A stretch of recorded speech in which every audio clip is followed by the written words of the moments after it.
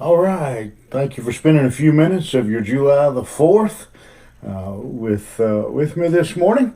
I tried my best to find a July the 4th outfit, shirt of some kind, and I don't have one anymore. I used to have a shirt that I was kind of my patriotic shirt. It had American flags and hot dogs on it, and then one day I realized it had mugs of beer mixed in with the flags and the hot dogs, and so I threw it away. But So I put on my, you can't see it, my Who's Your One shirt. That's a good July the 4th shirt. And today you've got the freedom to tell somebody about Jesus. And so I hope you have a great 4th. I hope you enjoy your family or whatever you've got planned. I guess with all the restrictions, it limits a lot of what can be done today, but I hope you enjoy celebrating the freedom of our nation and take a minute and remember who gave us that freedom. Our God and the American soldier. I hope you'll enjoy your 4th. Let's kick it off today with a great psalm, probably one of the most uh, it's one of the most well thought of, I don't know if that's the way to say it, Psalms. It's a beautiful poem that David pens. A little caption above my here in my computer, the psalm says, "The whole creation shows God's glory." And David is just going to, again, he's just going to look up into the heavens at all of God's creation and um, and brag on God and point people towards God because of his creation. He's going to talk about the witness, how the skies point towards God. And so it is just a beautiful psalm. Throughout the psalm, David is going to use the name of God, El, El, and that name just simply means the strong, powerful one. And so here he's going to use that word, that name, several times, and then he's going to use also the word Lord, all in capital letters. And we've talked about that before, that is signifies that the original language, the word there was Jehovah or Yahweh. And it is his personal name that he is going to use at places. This psalm doesn't give us any indication of when David wrote it or why David wrote it. Whether it was when he was young, out tending to the flock and looking up into the skies, whether it was one evening, sitting out in the wilderness, running from Saul and looking up into the skies. Maybe it was later in life. We just don't know. But it is, again, one of the most loved psalms of the book, and again, I think you'll see why as we work our way through it. If this psalm doesn't cause you to be moved to want to worship God in a personal way, then I don't know how to help you, because this is just a marvelous psalm. Describes for us again the place of God in the world. So let's dig into the psalm. That's a little bit of the background. Let's actually dig in here and let you get off to your hot dog eating contest. As we begin the 19th psalm, beginning in verse 1. The heavens declare the glory of God, and the firmament showeth his handiwork. David, again, I told you our last psalm, I kind of, in my mind, pictured David as an older man looking back on his life. This one, kind of the opposite. And again, I don't know. This is just my speculation. I picture him as a young man sitting out in the field tending to his father's flocks and just maybe lean back against a rock somewhere, listening to the animals and looking up into the heavens and admiring the handiwork of God. And as David did so, God just moved on him and spoke to him and led him to write these beautiful words. He says, to begin with here in verse 1, he says, the very heavens, the skies,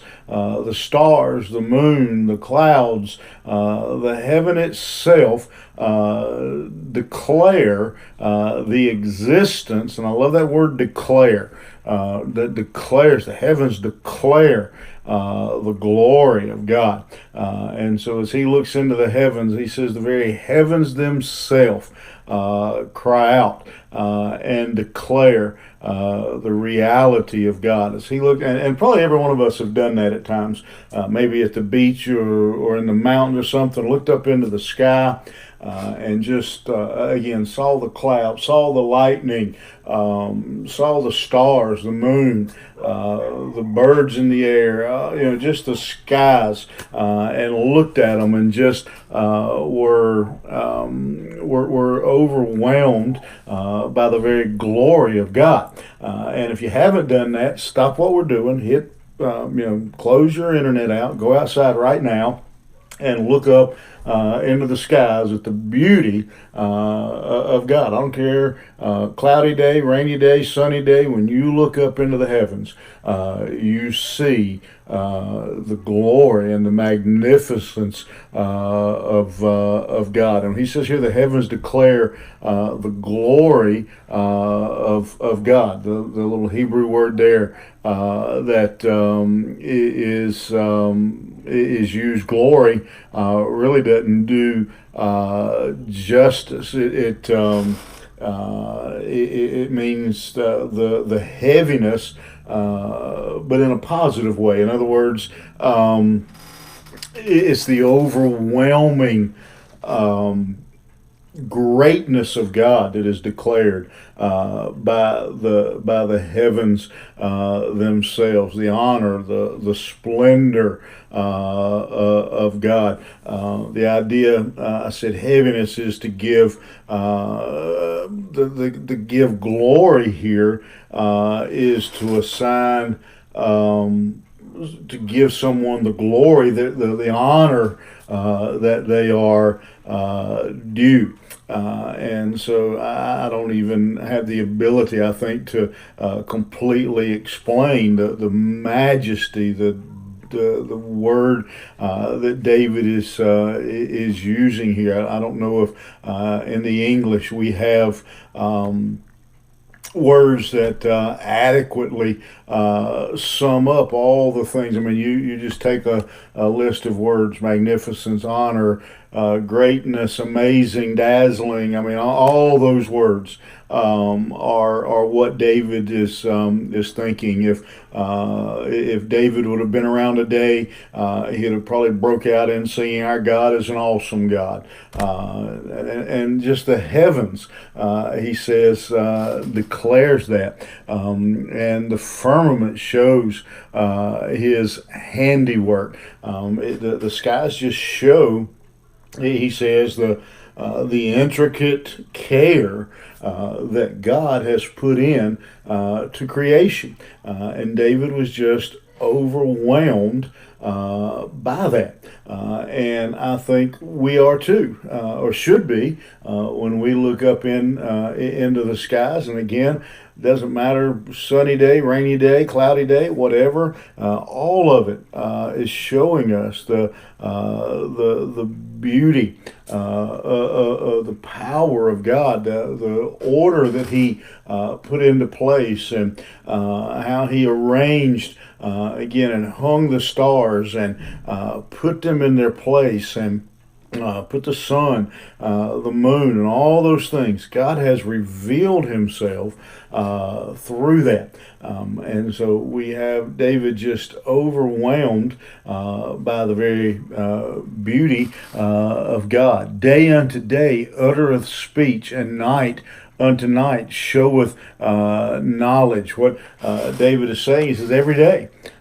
He says it never stops. It never ends. Every day I get up, and every day the sun's out, the clouds are there. The beauty every night. The stars twinkle. The moon shines through, and that he says every moment of every day the sky is declaring the glory, the magnificence, the awesomeness of God. And it is, again, the other thing about it, day unto day utter speech, night unto night showeth knowledge. The sky's everywhere. That's another thing that David, I think, is saying here, that why the skies declare the glory of God is because it doesn't matter if you're in North Carolina or North Korea. It doesn't matter whether you're in China or Asia or the North Pole or wherever you are. You look up and there is God. The skies declare the very nature of God. And there is no speech nor language where their voice is not heard. Again, same statement David is saying again. Their line has gone out through all the earth, and their words to the end of the world. In them hath He set a tabernacle for the sun. Again, David is declaring that all around the world, this is a speech, a statement of God.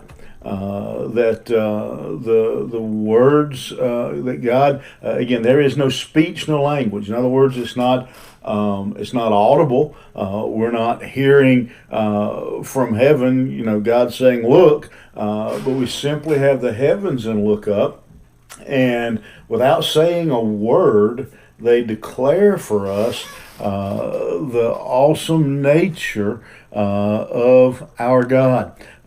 He goes on and says, their line has gone out, their words to the end of the world, and in them hath He set the tabernacle of the sun, which is a bridegroom coming out of his chamber, and rejoiceth as a strong man to run a race. His going forth is from the end of the heaven, and his circuit unto the ends of it, and there is nothing hid from the heat thereof. He says the sun. He breaks it down from the heavens themselves to specifically the sun. He says the sun itself declares the glory of God. I think maybe when you look at that, maybe David was writing early in the morning as the sun was coming up. And he saw the sunrise and looked at it, and again he was amazed. He says the sun. He talks about how it goes through the whole earth. It's like a bridegroom coming out of the chamber. There's that indication of a sunrise. Goes forth is from the end of the heaven and is circuit to the end. In other words, again around the world, the sun is declaring as it provides light, as it provides heat. He says in verse 6, he says the sun itself. One of the ways we understand today the sun, as we know, and I can't quote this, you can Google it, if the earth was just a little closer or a little further from the sun, we would either burn up or we would freeze to death. God has perfectly positioned the sun, perfectly positioned the earth, so that that we are that we have heat, that we have light, but we don't have we have enough heat to keep us from freezing and not enough heat to burn us up. And so David, even before the days of the telescope and science, David declares and says the heavens itself. He says, I don't need anything else. I can look in the heavens and tell that there is a God. The Bible tells us very plainly that the fool has said in his heart, there is no God. It takes a fool, the Bible says, to look around us and to see God's creation, to see what God has done, and to deny the existence of God. When we consider, when we think about nature, again, we look at the skies, when we look at, again, the freezing point. Again, little things. I read once, and again, I can't quote this either, that if the freezing point was 31 or 33 degrees instead of 32, if it was 31, how much more the earth would be covered in water? If it was 33, how much more the world would be covered in ice? And again, when we look around us and we see the handiwork of God, I hope you don't take this wrong. We don't need scripture necessarily to declare God.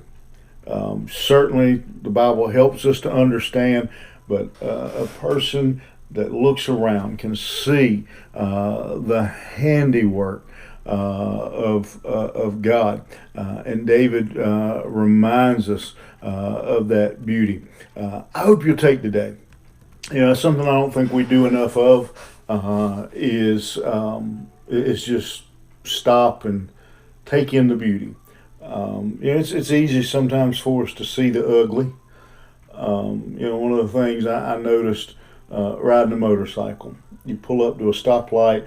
Invariably, if you pull up to a stoplight and look down there at the stoplight, there'll be a million cigarette butts where people have pulled up and threw out their cigarette butts.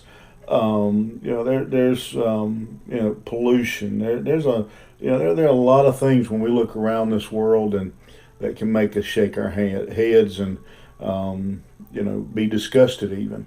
But if we're honest and we look around, and today's a great day to do it as we celebrate our independence, as we celebrate the freedom that God has given us, that we take a moment and look around and see the beauty, the reality of God in nature.